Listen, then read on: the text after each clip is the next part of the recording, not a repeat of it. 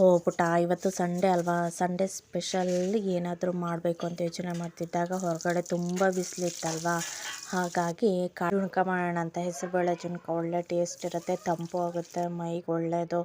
ಈ ಒಂದು ಬೇಸಿಗೆ ಕಾಲದಲ್ಲಿ ಈ ಥರದ್ದು ಮಾಡ್ಕೊಂಡು ತಿಂದರೆ ಮೈ ತಂಪಿರುತ್ತೆ, ಕಾಲು ನೋವು ಬರಲ್ಲ, ಹಾಗೆ ತಲೆ ಕೂದಲು ಉದುರೋದು ಕಡಿಮೆ ಆಗುತ್ತೆ, ತಲೆನೋವು ಬರಲ್ಲ.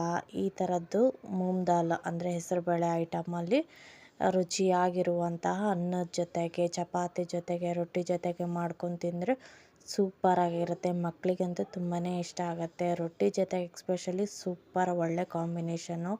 ಖಾರ ನೋಡಿಕೊಂಡು ನಿಮಗೆ ರುಚಿಗೆ ತಕ್ಕಷ್ಟು ಹಾಕ್ಕೊಂಡು ನೀವು ತಿನ್ಕೊಬೋದು. ಹೆಸರುಬೇಳೆ ನೆನೆ ಇಟ್ಟು ಅದನ್ನು ರುಬ್ಕೊಂಡು ಮಸಾಲೆ ಪುಡಿ ಹಾಕ್ಕೊಂಡು, ನೀವು ಈರುಳ್ಳಿ ಬೇಕಾದ್ರೆ ಆಪ್ಷನಲ್ಲಿ ಈರುಳ್ಳಿ ಹಾಕ್ಕೊಳ್ಬೋದು. ಕೊನೆಗೆ ಮೊಸರು ಹಾಕ್ಕೋಬೇಕು. ಇದು ಕೂಡ ಅಷ್ಟೇ, ಜಾಸ್ತಿ ಮೊಸರು ಹಾಕ್ಬಾರ್ದು, ಒಂದು ರುಚಿಗೆ ತಕ್ಕಷ್ಟು ಒಂದು ಸ್ವಲ್ಪ ಮೊಸರು ಹಾಕಬೇಕು.